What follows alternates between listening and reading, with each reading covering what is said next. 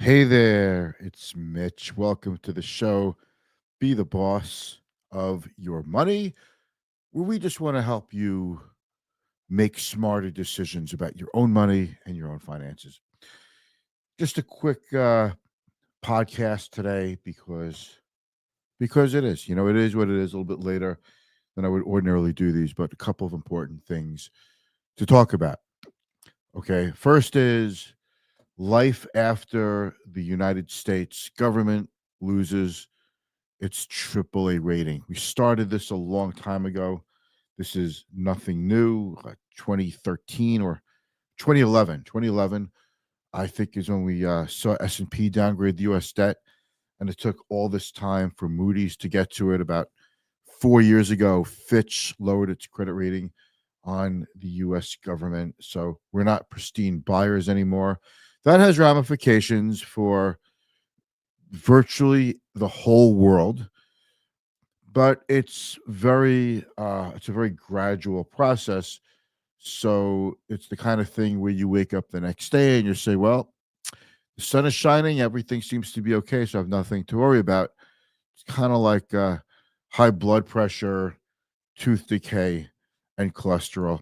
You don't notice them from today until tomorrow, but the negative effects eventually do add up, and then it becomes a real problem.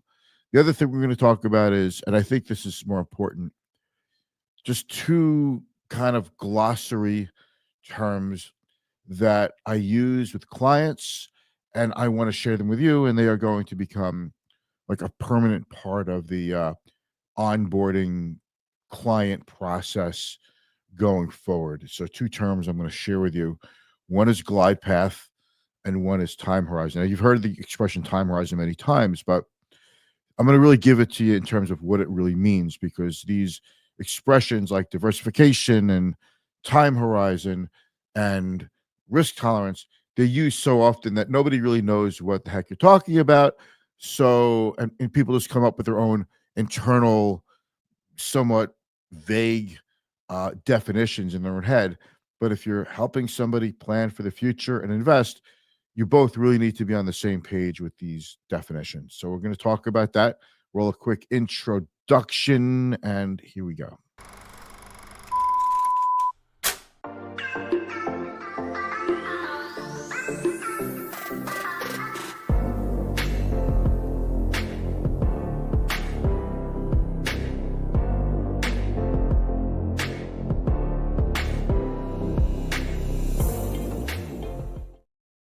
All right, we're back. All right, Mitch Goldberg here with Client First Strategy.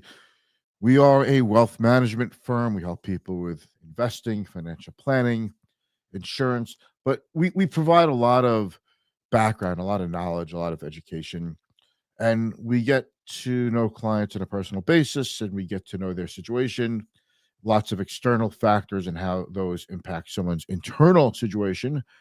And then and then we come up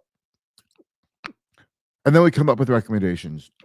And it's excuse me, it's just a really good way to go. We come up with these recommendations that when we bring them to a client, the client says, wow, that makes total sense. Not just something like invest for the long term and diversify. You say that to somebody, they're kind of like, yeah, but that's not going to really move me to stick with my investments through a bear market.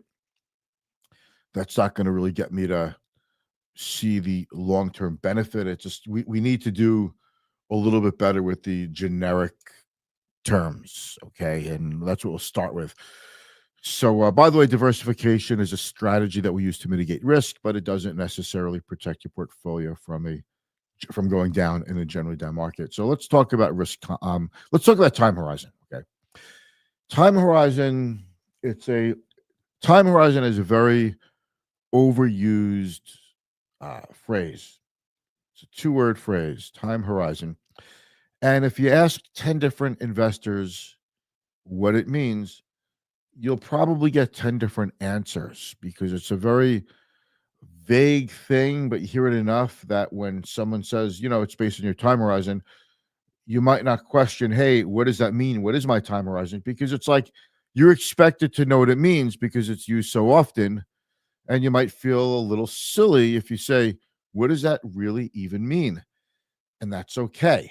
I'm going to clear this up for you. And I want to reintroduce you to that phrase, time horizon. And it's important that when you use the phrase with somebody else who's managing your money, who's helping you manage your finances and helping you plan for long term goals like retirement, it's important that you both have the same definition. It'll avoid some confusion, problems, disagreements down the road. And I like to do that. So if you get everything out in the open in the beginning in a relationship, it makes for a smoother, better relationship. And that's why it's important. So I look at time horizon as a point in time in the future when you make a switch from living on your active income, your paychecks, to living off of your savings and investment accounts. There will come a day when you say, hey, I am no longer employed. I retired yesterday, which means today I am now using my money from my savings and investments to pay my bills. That transition, it happens the day you retire. And I think a lot of people are freaked out by it. That's for sure. You ask anybody who's thinking about retiring at 60, then they push it to 62, they push it to 64 because they get freaked out about it because it's a pretty scary thing to be without a paycheck. I have some clients who have substantial savings and assets, lots of money in the stock market too. And they're like, well, if something happens to that, I have no way to replace that money. I don't want to run out of money. All right. There's, money is emotional. You've heard that before. So time horizon is that point at which you go from using your active income to pay your bills, to pay for your lifestyle, to using your passive income and passive investments to pay for your lifestyle. That'll happen. That particular point in time is your time horizon. So if that point is, let's say at age 65, on your 65th birthday, you want to retire, and your birthday is January 1st, then January 1st, the year you turn 65, that begins. That's your time horizon. So if it's 10 years for somebody, then you have a 10-year time horizon. It doesn't mean a 10-year lifespan. I think sometimes people think in terms of time horizon as how long you have to live. Well, my time horizon could conceivably be till 92. And just so you know, when we model out financial plans for clients, we start with the age of 92. We discuss with the client. Sometimes people will say, maybe you should make that 80 or 85 or what have you. But we start at 92 because we're being, I think, a little cautious and a little bit on the conservative side. So lifespan, expected lifespan, and time horizon are two different things. Time horizon, you could pinpoint. It's pretty definite. You can plan for it. You really can't plan for a lifespan because we don't really know when that day is going to come. So time horizon is important. And when you figure out your time horizon, that helps you figure out your risk tolerance. And certainly the further out your time horizon is, the higher your risk tolerance. Now, it doesn't mean that if two people are 40 and they both were at the same time and they both want to retire at the same time at age 65, they have a long time horizon ahead of them, 25 years, and they could have a pretty high risk tolerance because they have nothing but time ahead of them to recover from down markets and to keep investing consistently through their company retirement plans. But it doesn't mean they have the same that doesn't mean they have the same risk tolerance because some people are just a little bit more conservative than others and some people are a little bit more aggressive than others. But that is a place where we start. So when I say something like to a client, this is based on what we know now to be your time horizon. And it can change. It's a moving target for some people. Some people say, I want to retire earlier. I've had some life incidents and I want to get out there and enjoy my life. And you only live once. And you have some people who say, I don't know what I would do with myself. I don't want to work a little bit more, save a little more money, and I don't want to get bored. And I like work. It keeps me connected. It keeps my brain active. It'll help fend off other problems like cognitive, age-related diseases. Maybe some of you it will, maybe some of you it won't. But We all have our own reasons, and they're important to you. Right. So the other phrase I want to use today is something that I don't really use on the show. I mean, everyone uses the phrase time horizon because you talk about it all the time. I want to use the phrase glide path. At some point, your glide path will begin. So, in this example, if you're 40 and you want to retire at 65, you've got a 25-year time horizon. Again, your life expectancy could be well past 65. You could have 20 or 30 years in retirement. But you should know that there comes a time, maybe at the age of 50 or 55 or 60, when you will start to downgrade the risk in your portfolio, start to have less money in stocks, in the stock market, and risky assets, and you'll have more money going into stable assets like fixed income, short-term bonds, T-bills, cash equivalents, that sort of thing. And it's a gradual process. Now you might start that process, that glide path at 45. I might start it at 55, and the next person might start it at 60. There's no hard and fast rule when you start the glide path. This is why everybody's different and advice should be individualized, not blanket advice to someone to say, well, if you're 50, you should be 90% stock and 10% bonds. Not every 50-year-old is the same because not every 50-year-old is going to live the same amount of time, and not every 50-year-old is going to retire at the same time with the same amount of assets and the same expectations of their lifestyle. So that's where the planning comes in because this is where the soft skills come in. These are the things that are not captured in our financial planning software. These are the things you have to talk about. Like, do you want to play golf? Are you going to have a boat, which is a hole in the water that you throw money into? What are you going to be living like? Where are you going to be? What kind of home are you going to live in? These are the kinds of things we start to get into, which help us determine the glide path. If you're going to retire at 50, you have a different glide path than someone who's going to retire at 65.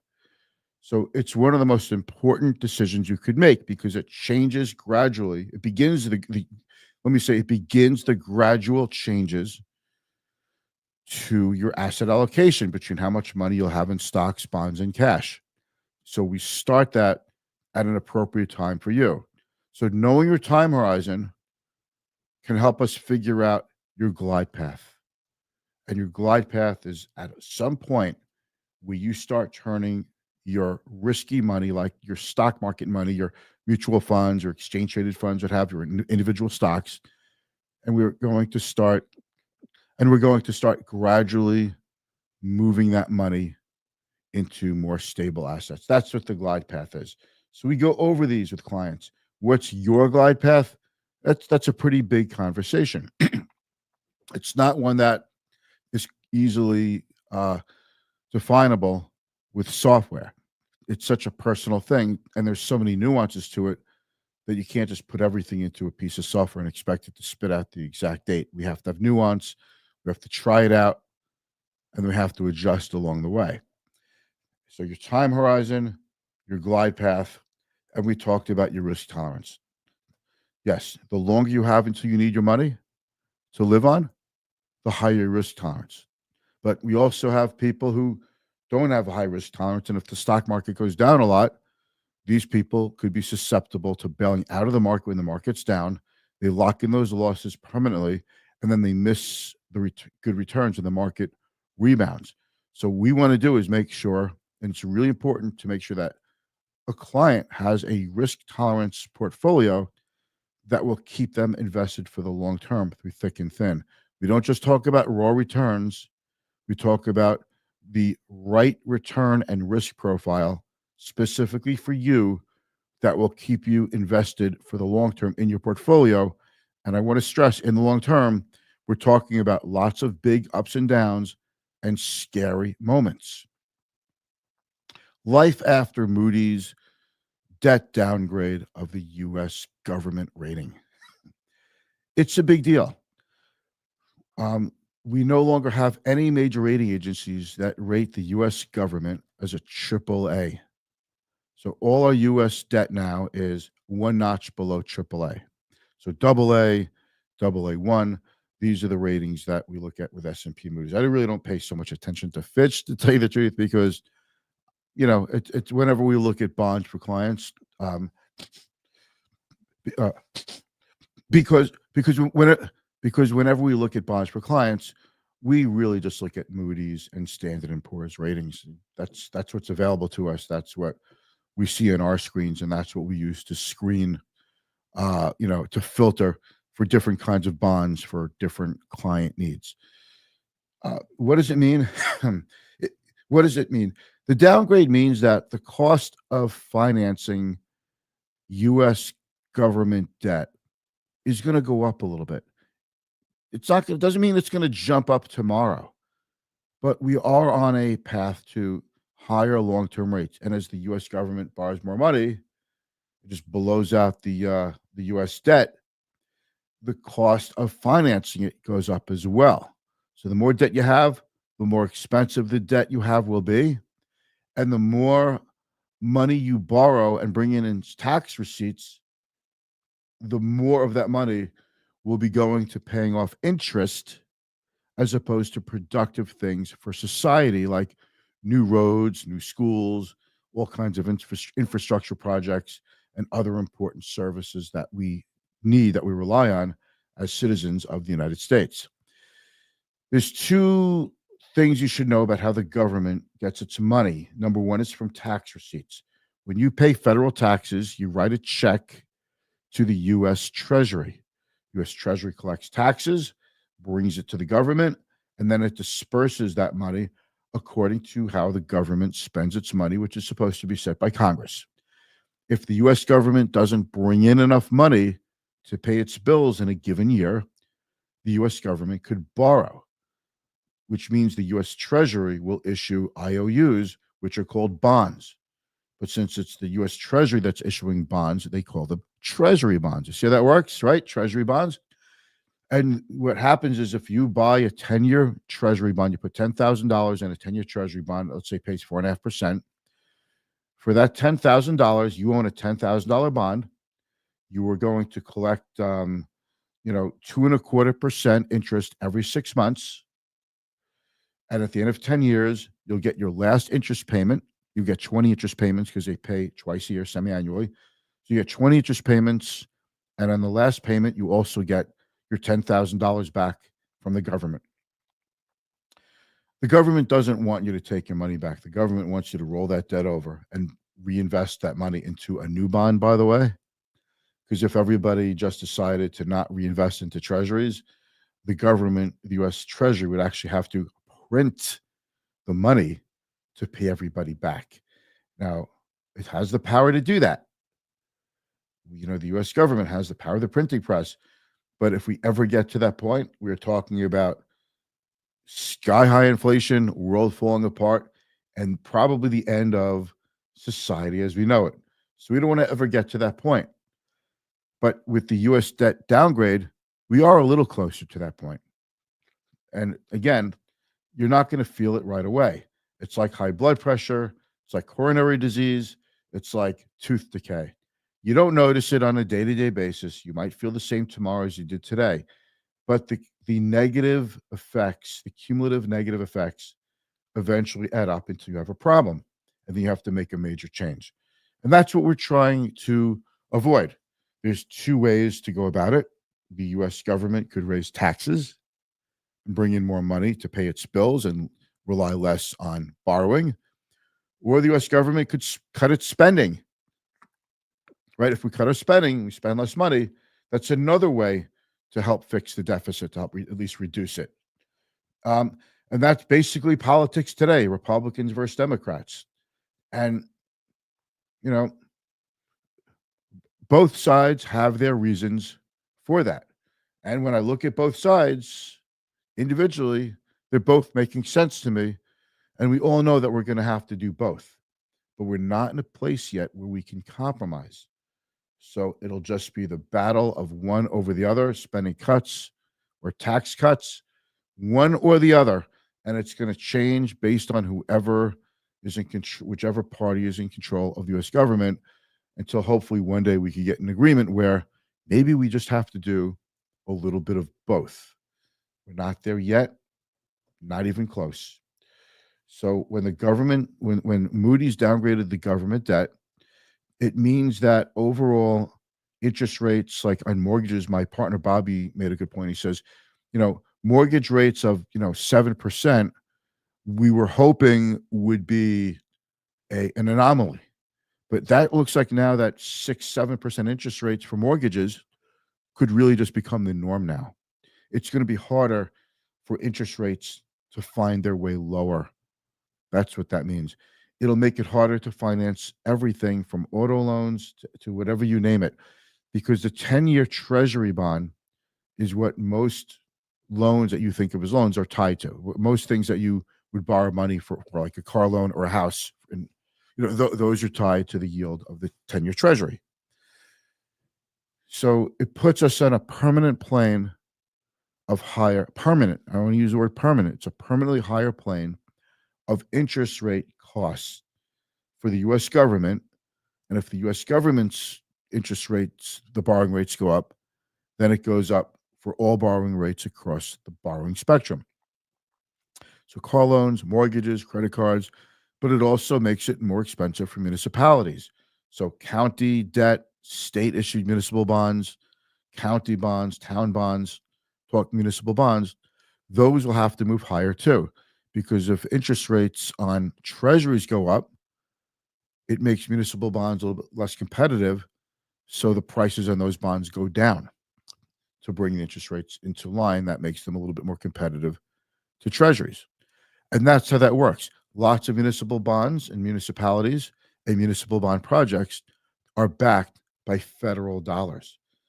So if the government has to pay more money in interest, those federal dollars become harder to get and they become more expensive. Interest rates on federal debt, U.S. Treasury debt goes up, which means that's passed along to municipalities like counties and towns and cities, and they have to raise the rates that they have to borrow on their municipal bonds, which ultimately helps decrease the standard of living for the residents of those particular municipalities, because more money now goes to interest rates, to debt service, and less money goes into productive things for society, like roads and tunnels and bridges and schools and sanitation and all of the other things that most of us take for granted.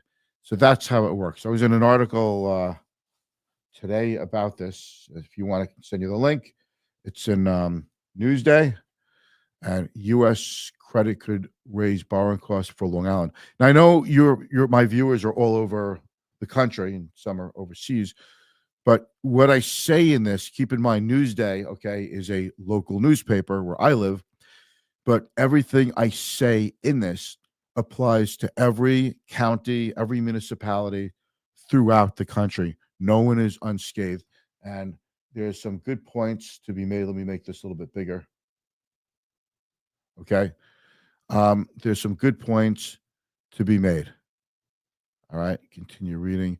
But what I hope is if you want, I could send you the link directly. But U.S. credit rating downside could also potentially impact Nassau and Suffolk counties.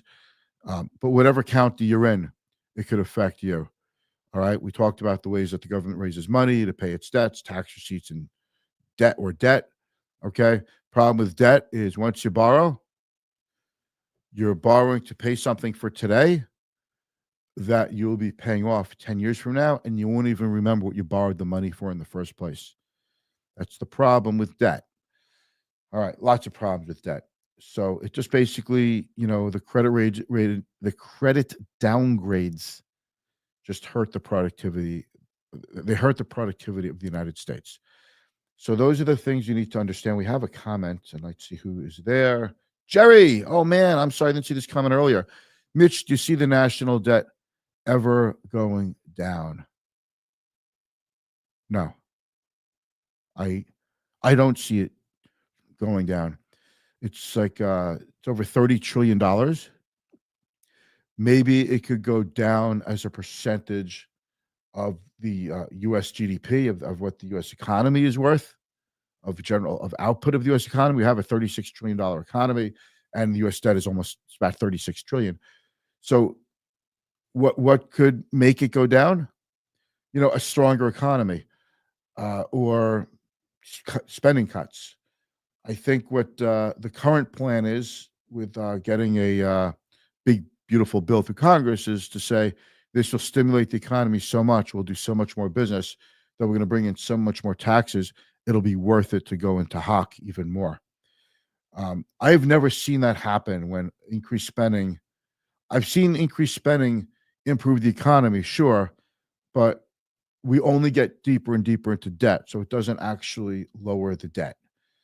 Not that I've ever seen. So it's kind of like what we call trickle down economics, right? If the highest income earners have lower taxes, they'll spend more money, and that'll trickle down to the rest of us poor people. I've heard this before. I've seen it tried. I've been an adult now for many years. I graduated college in 1989. I have yet to see it work. But this is the battle. And I'm not saying we should do a tax and spend or either. I think we have to just attack it from both sides. But the problem is, it'll be less money for everything now, which means a lower standard of living for everybody. And nobody wants that. Seniors won't vote for that. Who's going to vote for that? And that's why it's so difficult to be in this position. And one day we'll be like Europe, where we will be forced into austerity, and we'll have a 10 or 15 or 20-year period of a down economy, and a whole generation will suffer for that because we're not taking smaller steps today. Sorry to be negative, but that's the way I see it. And I hope someone can change my mind. All right. Anyway, that's it for the show today. I will speak with you tomorrow. Thank you.